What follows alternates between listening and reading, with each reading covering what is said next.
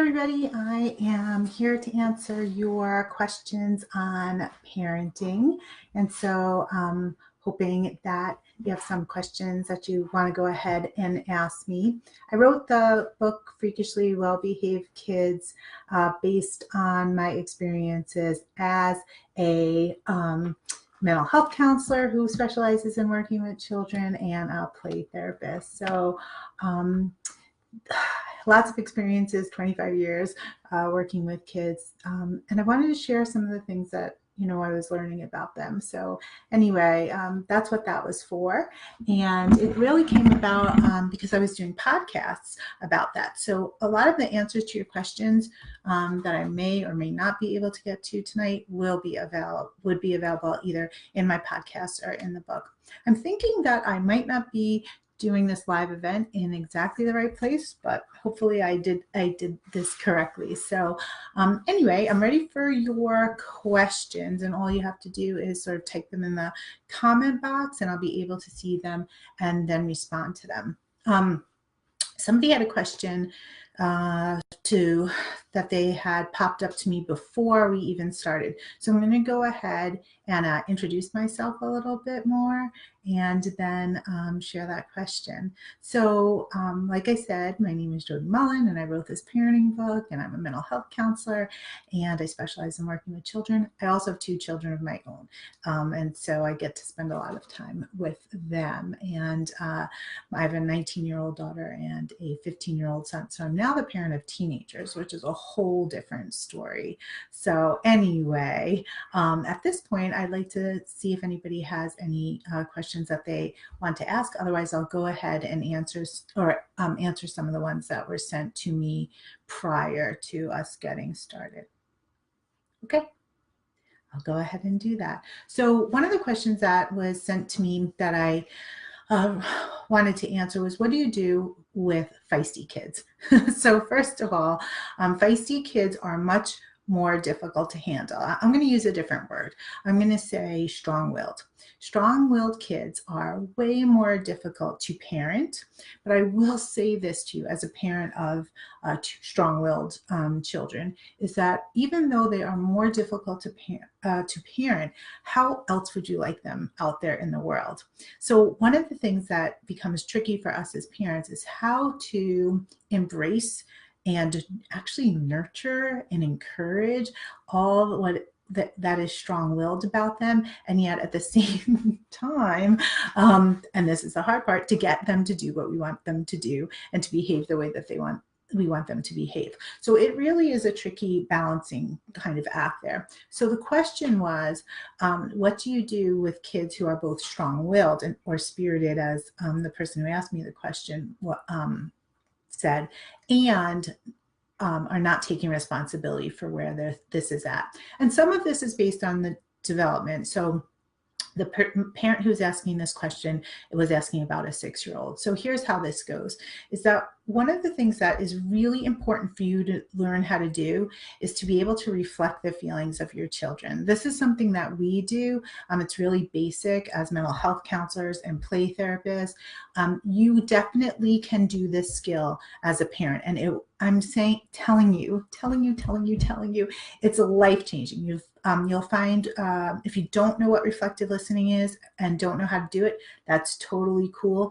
You can find out how to do it and why to do it and actually practice with it in my Freakishly Well-Behaved Kids book. And there's also we talk about it specifically in at least one podcast, but we talk about it in several of the podcasts. So it's definitely there.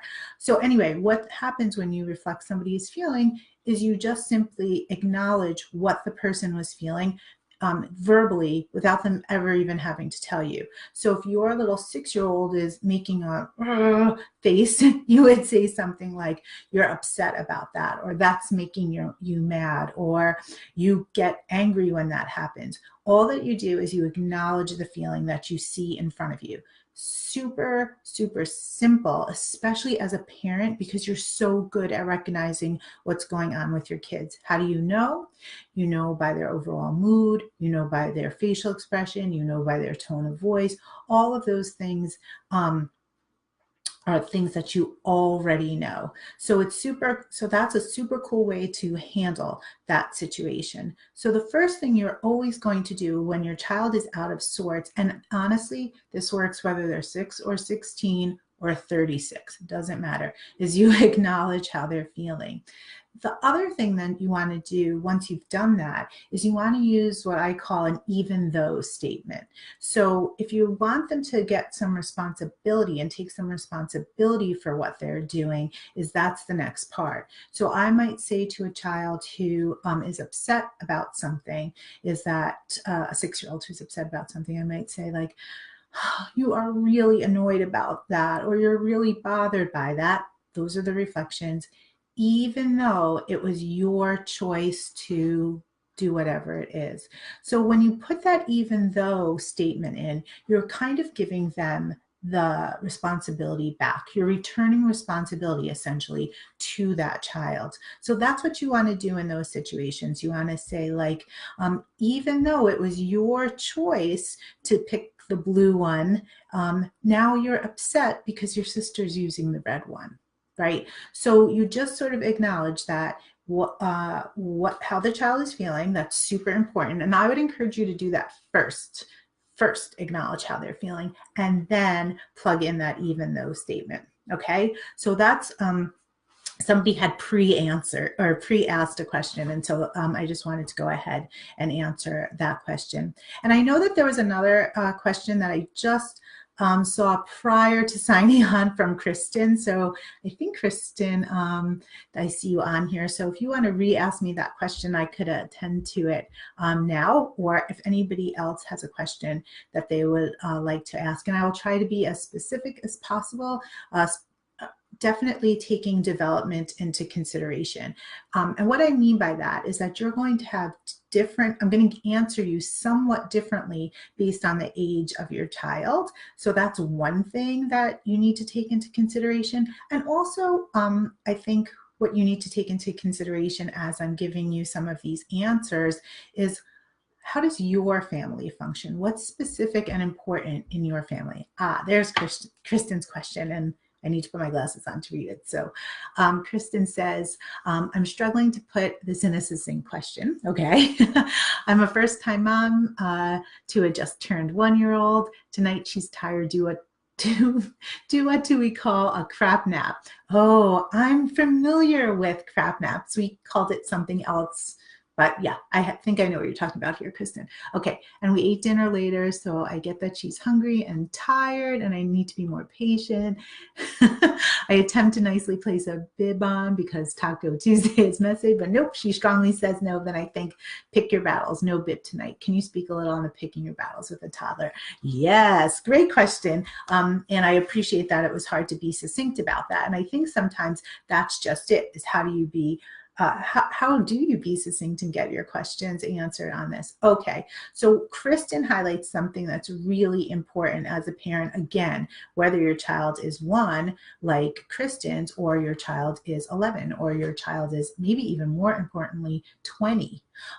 So here's the thing, is you really do have to pick your battles. And this becomes like a personal thing to some extent about what's important in your family and how important is it, right?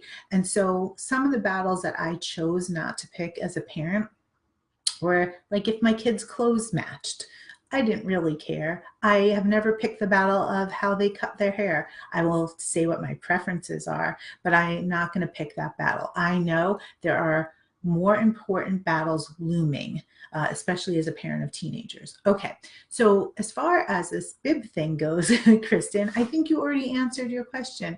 So Taco Tuesdays are messy. You'd like her to have the bib on, but you don't want to wrestle her. Also, she's out of sorts. She had a crap nap, and you're eating dinner later. So she's, the word that we use in the mental health field can be a little bit dysregulated, off her center. We all know what that's like when our day isn't going our way. We get things that wouldn't typically bother us. So having to wear the bib, ugh. So I would at least give it a try, because this sounds like it is part of a routine, and kids love consistency and routine, and it helps everybody feel more regulated in a family. So what I would say is, in this particular situation, and I'm glad you weren't so succinct in the way that you asked the question, is that you can obviously say to her, like, I can see, and it doesn't matter that she's 1, you can still speak to her like this. And I know that you know this. So you can say, I can see that it's annoying you to have to wear this bib, but that's how we eat tacos here. And if she still chooses not to wear the bib, then you can say, it's not a choice, and then you can make that a battle and not let her eat until she wears the bib. Or you can say, like, this time you don't have to wear the bib because we're eating late and everybody's a little off. But I would explain why. If you're going to let a kid slide, even at 1, to have a why, that may seem like, oh, Jodi, that's so, like, you're asking a lot of us. But I think what happens is, when you're parenting toddlers, for instance, this is all a setup of what's to come, of what you want to be able to fall back on when they're older, when they're in middle school, when they're even in 9-year-olds. 9-year-olds can be really tough, by the way. So you want to be able to do that as they develop, that they know that my mom means business, my dad means business. They're people who mean what they say and say what they mean. And why this is so important. It is important in terms of keeping them centered and grounded and regulated when they're little, but as they grow older, they're going to need to know that about you. So when you say, I really mean that I love you no matter what kind of choices you make out there, and I just need you to be honest with me, they're going to believe you, because when they were little, you showed them time after time that you're a person who means what you say and say what you mean. So I think that's a setup, Kristen. I know it's not a real super specific answer, but I think the answer was really embedded in your question all along, and that was picking your battles. And also the other part, which I think, Kristen, was so important to how you asked the question, was recognizing that it wasn't like your day was off and her day was off. And yeah, I'll just say one more thing about that is that the other piece about that is that we want people to cut us some slack when we have an off day, when we, kind of spilled our coffee on the way to work, where we slid through a stop sign on the drive, when we woke up late, all of those things. We want people to cut us some slack about that. Sometimes we forget to do that for children too, and children have less control over how their day goes. So just sort of honoring that, I think, is really important. So I hope that was enough of an answer there. Okay, so then Bridget. Hi, Bridget, I miss you. Bridget says, how do you not say no so much to a 14-month-old? Okay, great question.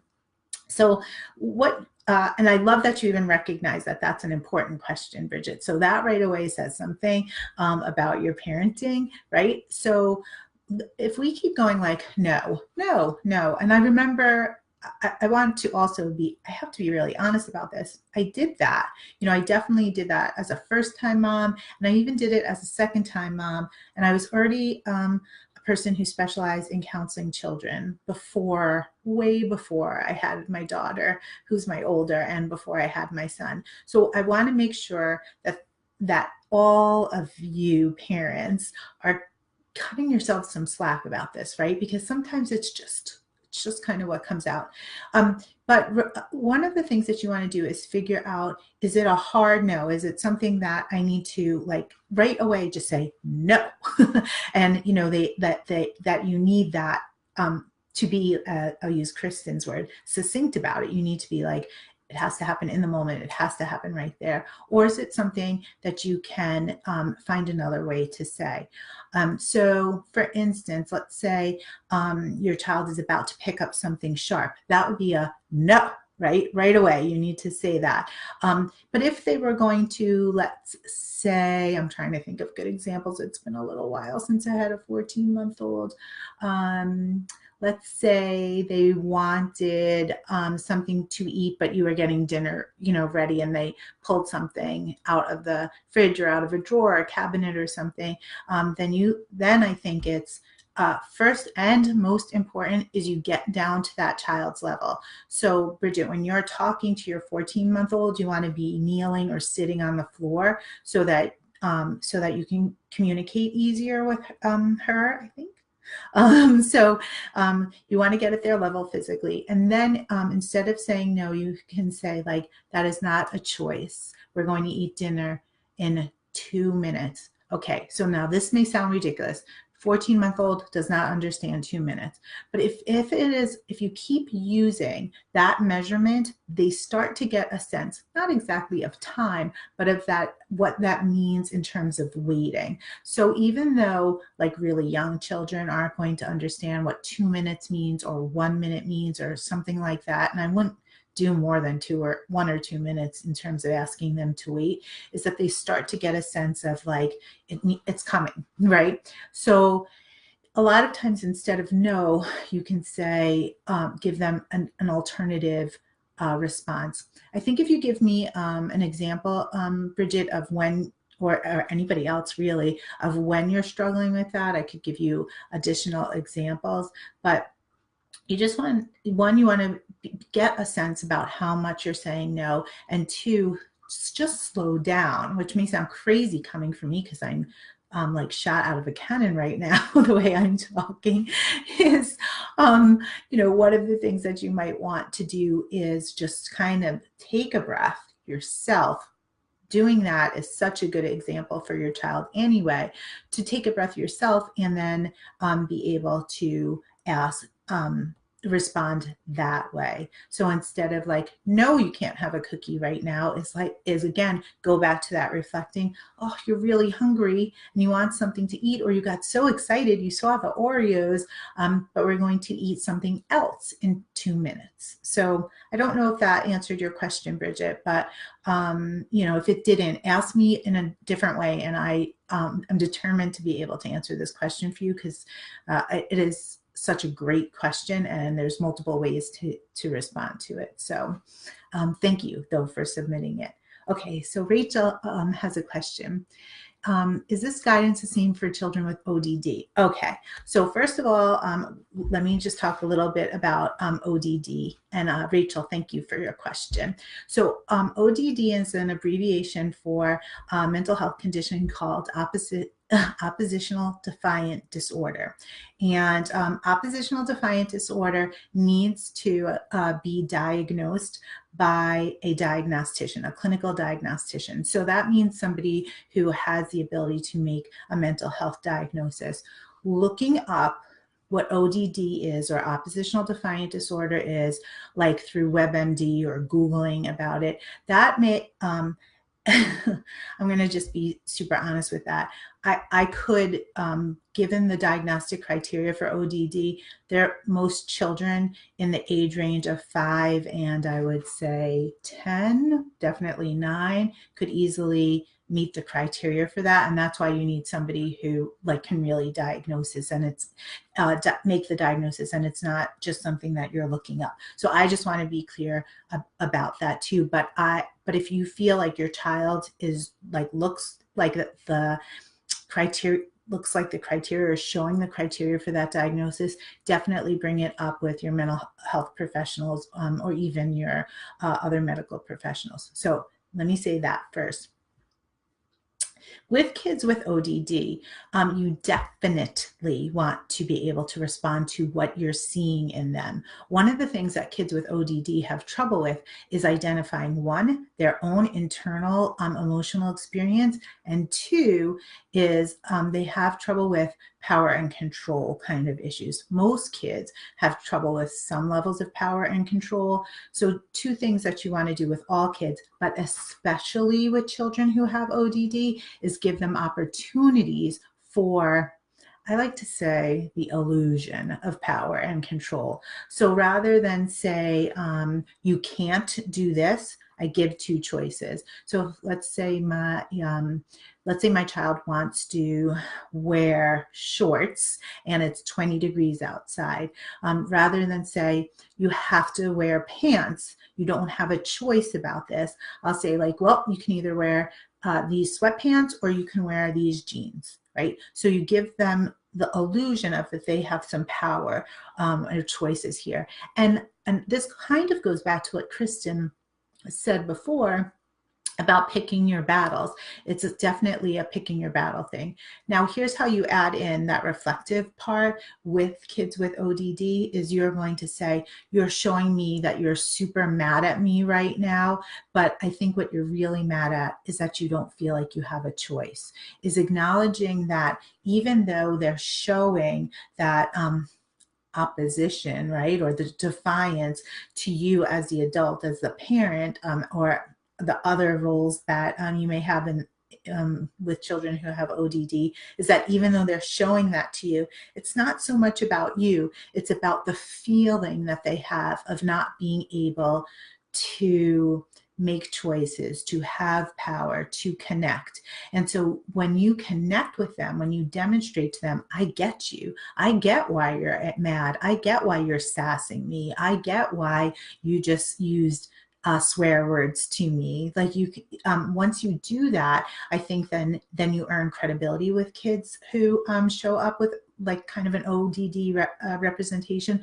The other thing that I will say about working with kids, but certainly also parenting, is being really working hard as the adult, not to take things personally and to see what their behavior is communicating. So like, I'm not going to sweat a swear word being shouted at me or used with me with a kid who has ODD, for example, because I know what they're trying to do. They're trying to push me away. They're trying to test me. Am I going to be a person who follows through with them? Am I going to be a person who cares about them unconditionally? And as a parent, I definitely want to communicate that. So I'm going to go back to those even though statements. So if my ODD child is being really defiant with me, I'm going to say something like, one thing that I'm not okay with is you swearing at me. I still love you and I know you're mad at me, but you're going to have to find another way to tell me you're mad at me, or another way to tell me you've had enough of me today. You know, getting it all in there.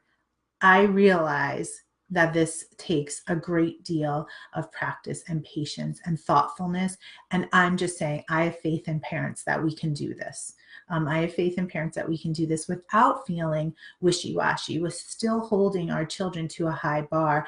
I I feel like I should bring my 19-year-old in here and ask and have her tell you that even though some of this sounds like you're just like you're so into treating children in a particular way, I hope my kids would tell you I'm like that. You don't mess with me as a parent because I mean what I say. And that goes for, I mean what I say when I love you, when I say I love you no matter what. And it also means when I say if you do that one more time, I'm taking your ex away from you, or if you do that one more time, you're not going to your friend's house. I also mean those things. So, all right, let me see if I can squeeze in a couple more questions. Also, what kind of discipline is appropriate? Oh, another good question. Are timeouts okay? So I've been reading a little bit recently about timeouts not being okay. I think they are. So that's just my opinion. I think what's okay, one of the things that you have to figure out is, do they work, right? So if timeouts don't work, and when I say do they work, that means you don't just try them once. You have to give it some time to figure out if it works. That's like saying, I ran outside for 10 minutes and I'm not seeing any results, so it didn't work, right? That doesn't make any sense. It's something that you have to show some consistency around. So I found that timeouts worked really well with my children to an extent. And so when they didn't work, it was like, okay, let's see what else will work. So it's a little bit of a testing kind of thing. Different disciplines work with different children. The one thing I will say, and I know some people kind of pull back on this, is that I don't think under any circumstance you should spank your child or discipline them in any other physical way. And let me tell you why. And part of this, it comes definitely from my training and experience with children as a mental health counselor and play therapist, is the way that they understand that is in a children's brain is that a person who loves me and is supposed to take care of me will also hurt me physically.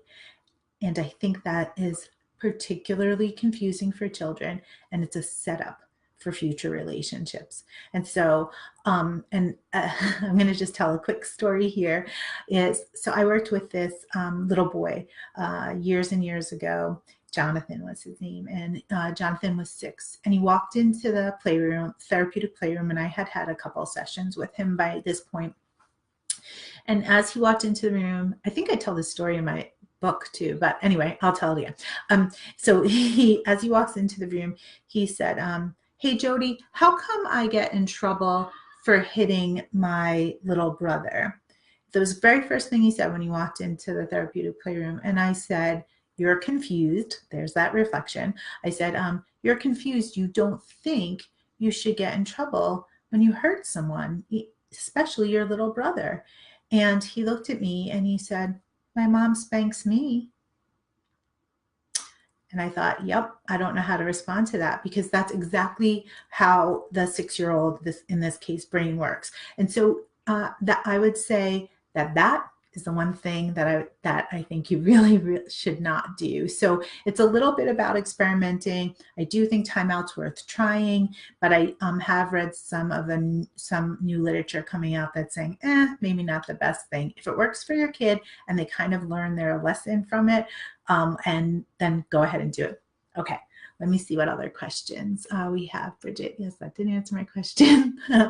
Okay, so keeping patience is so difficult by the end of the day is what Allison just shared. And that is true for all of us, not just us parents, but our kids too. So just being able to acknowledge that, one, in yourself and for your kids. I do think it's so great, and I love that you guys are sort of chatting about that a little bit, to be able to do that, to say in front of your kids, and like just acknowledge that you're flawed, right?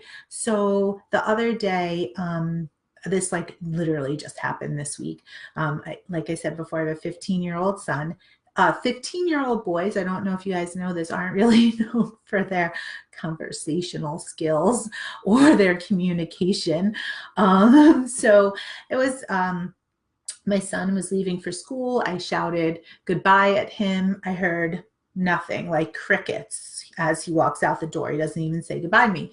And, I wasn't really having a great morning, so I'm a little sensitive to that. So, rather than wait till he gets home from school, this mom, this flawed mother, gets right on my phone, and I text my son, who's in school, but I know he has study hall first period, so that I know he's on his phone. So anyway, so I text him and I say, I would at least like the courtesy of a goodbye response. I know it's kind of harsh, but anyway, so he texts me back and he said, I said goodbye. I guess you didn't hear me. So then I'm not quite done yet, because I'm a little relentless myself. So then I say back to him, well, I didn't hear you, and I've talked to you about mumbling, to which he says, and sometimes you mumble too, and I tell you I can't hear what you're saying. Fair enough. He gets me. He's right. So I just, rather than keep that going, all I said to him at that point was, we both need to work on our communication. And then that allowed me to let go of that, because one, I really was listening to him even through his text messages and honoring what he was saying. And two, demonstrating to him I'm flawed. So I could say, you know what, you're right. Sometimes I do mumble or walk or start walking away in the middle of a sentence, or, sometimes my communication skills aren't so great. So I think just sort of acknowledging those kind of things when you make mistakes as a parent, acknowledging that to your kids, I think really demonstrates to them those kind of things. And just I'll tell another quick story about that.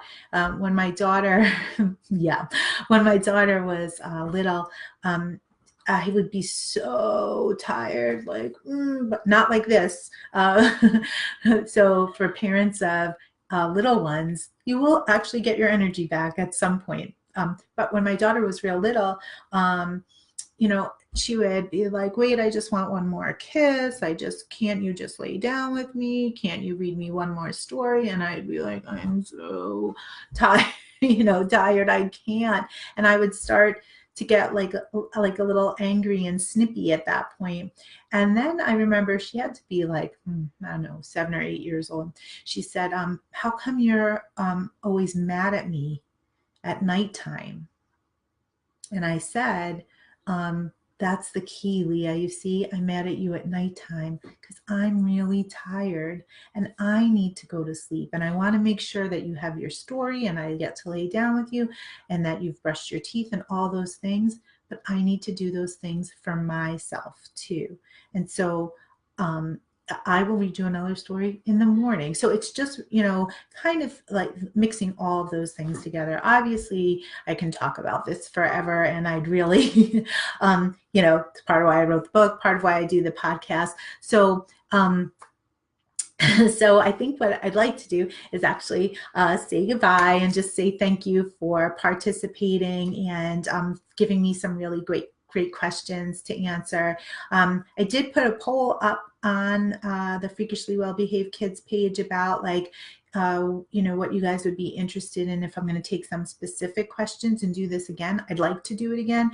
So I'm going to go take a look at some of the things that you have interest in and maybe make some specific to parenting toddlers, parenting elementary school age kids, parenting teenagers, that kind of thing.